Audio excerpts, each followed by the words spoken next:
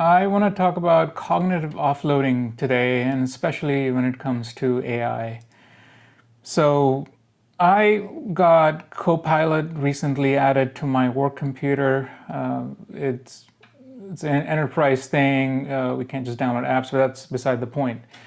So, I have Copilot now, and it's shown up in every app. And the desire, obviously, is to use more of it. Now, I'm pretty pro technology and I work on some complex projects where I can see the benefit Copilot has in there.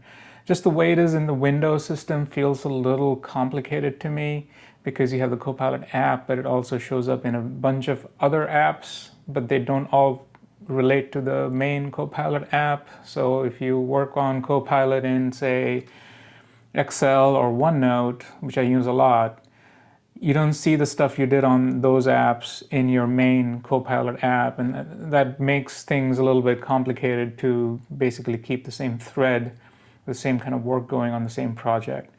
So that aside, I've been using Copilot for a few projects at work to, basically help myself on learning a new software, using some Power Query stuff that I'm not used to doing, and so on, and it's been great.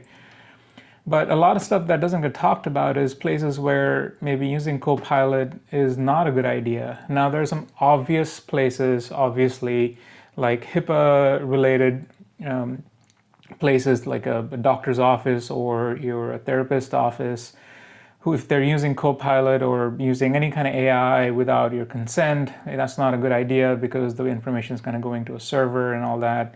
So those are not good.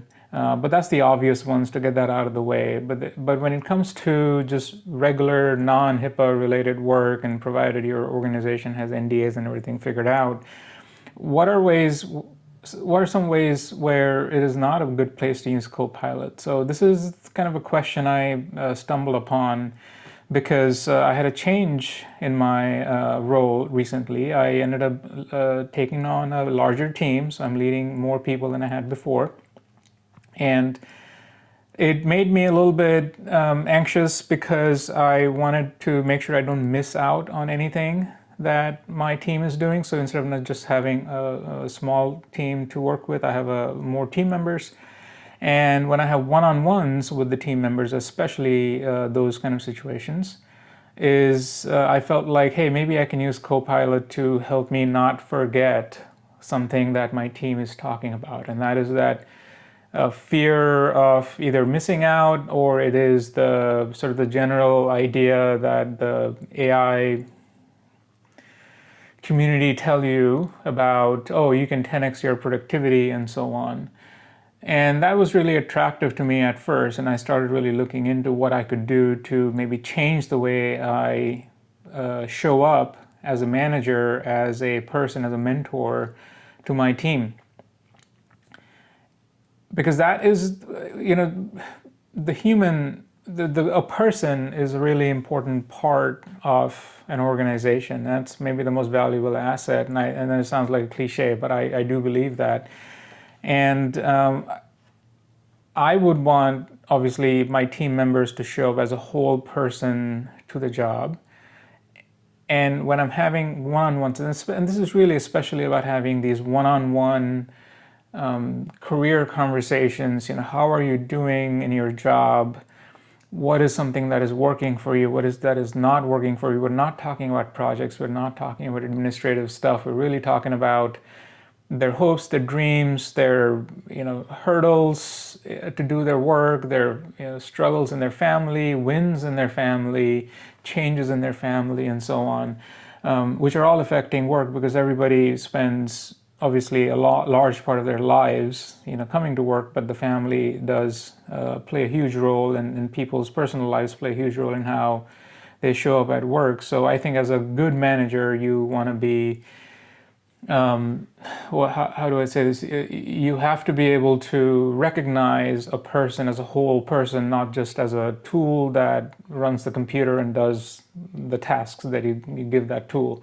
That's not how I think we should treat people. So for me, it was very important to be able to show up as a human being, but also not forget what somebody said, something important that happened in their lives that I want to be able to keep track of. And I felt very inclined to figure out a way to use, electronic notes, Copilot, and so on. And it didn't get very far. So here's how I kind of saw it play out, because I see people do this in meetings where they have Copilot just take notes. It runs a transcript on Teams. It's all integrated there, and then it gives you a summary, and you can even tell it give me a list of to-dos, and it does that, and so on. And I think it's right maybe half the time, maybe a little bit better.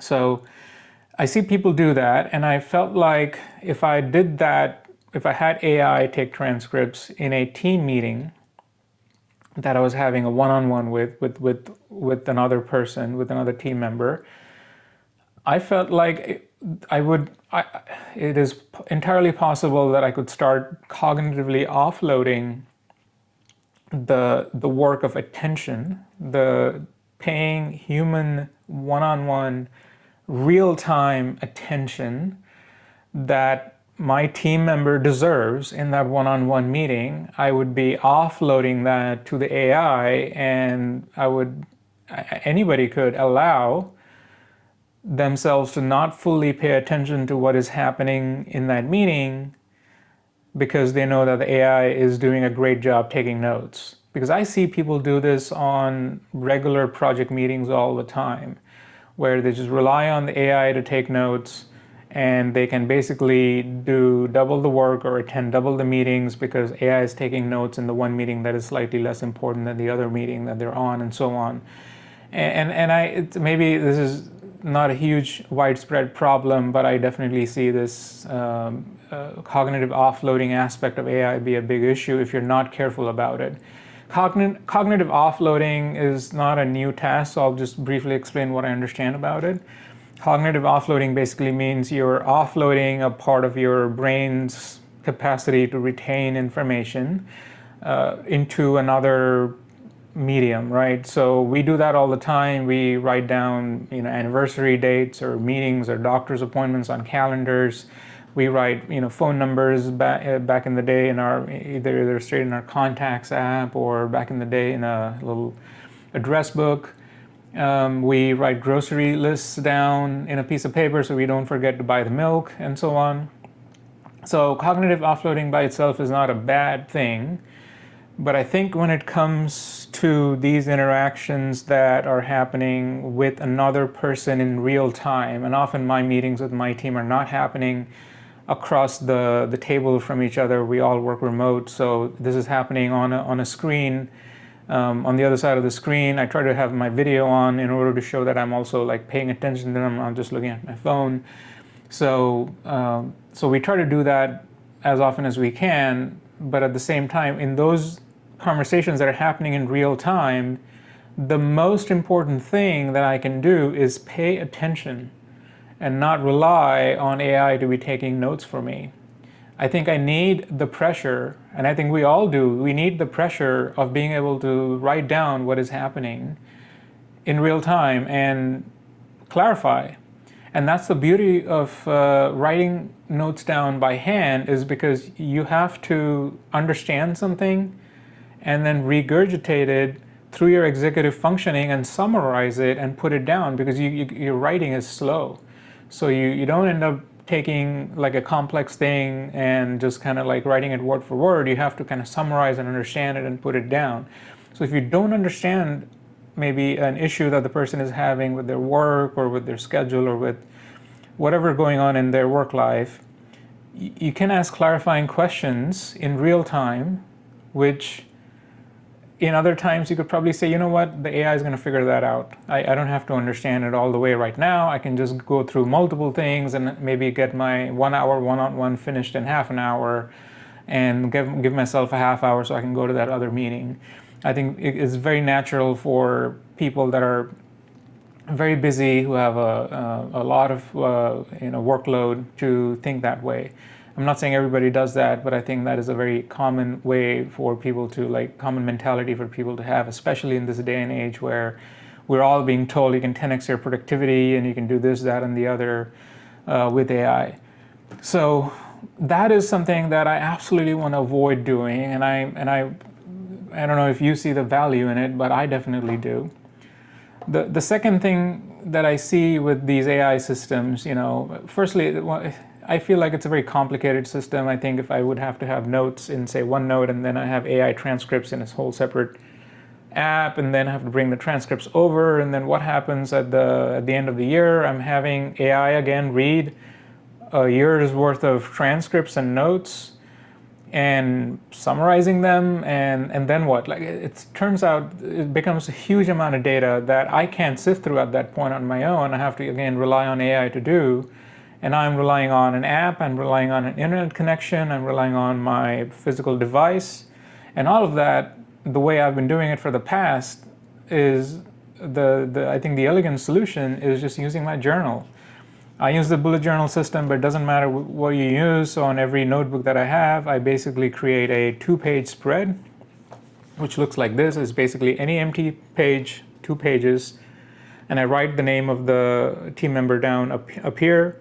And then anytime we have one-on-ones or anything that is important happening about their career, their personal life, their work life, I put a date and I write it down. And at the end of the year, I can just look at 2 pages. Actually, I end up with maybe 3 or 4 of these journals in a year, so I just have to look at 4 journals, but they're all right there on the bookshelf behind me, so it's very easy for me to get to. And that's my system. That's what I'm just going to keep using, because then I just use my pen and notebook, and I can have a very attentive one-on-one conversation from anywhere. The other thing I've heard that some people talk about is, well, AI, you're limiting yourself to the amount of information you can digest. But with AI, you can have 5 years worth of notes, transcripts, meeting transcripts, and so on, of your employees' conversations with you, of your team members' conversations. And you have 5 years of that, and you can have AI look at all of that and kind of give you a much deeper insight on what's going on with this person and what's working, what's not working, and so on. Yes, technically that is true, but here's the thing. People change. I change. 5 years ago, what I was going through, what I needed help with, what I was excelling at, is different from what is going on right now for me. And there's the same for my team members, right? So I'm working with one team member in my team right now who I've been working with for the past 3 years, and whatever I've talked with him 2 years ago, 3 years ago, very different from the conversations we're having today. So really, 5 years worth of notes is not that important as the last year's worth of notes are. And that's all there is. So really, yes, AI can do that, but do we need to look at 5 years worth of notes to do something meaningful, something actually relevant in guiding our team, mentoring our team, and making the workplace a better place for them? I don't think so. So that's really where I'm at with it. I'm not going to use AI in places where I need to show up as a human being and be present over there, and that is maybe the acid test I'm using as I start using more and more AI at work. Is like, is this a place where I need to show up as a human being, or is this a place where I can automate something? And I think places where I'm going through vast amounts of information, analytical stuff happening, yeah, sure, I think augmenting my work with AI is great. But when I'm showing up as a human being, when I'm trying to gain insights from a customer, when I'm trying to talk deeply with my team members, no, I need to show up as a human being there. Now, it's really that cognitive offloading piece that I think is a critical piece here, and something that I'm keeping in mind as I go through the world, as I go through my time as I use AI, is like, am I using AI as a crutch here? Because that's what it becomes, is a crutch, right? So I used the example of phone numbers before.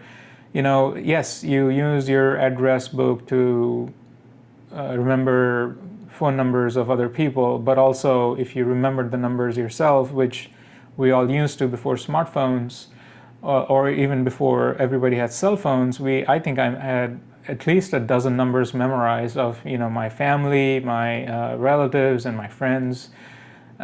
I think my memory did better back then because I had the process of going through it. And I think that memory has served me well today when I can remember numbers on projects really well, sometimes better than some of my peers can. So I think just cognitive offloading can be a good thing, but it's not always a good thing. So that's just something to keep in mind as we get more and more pressure in this day and age to use more AI and 10x our productivity.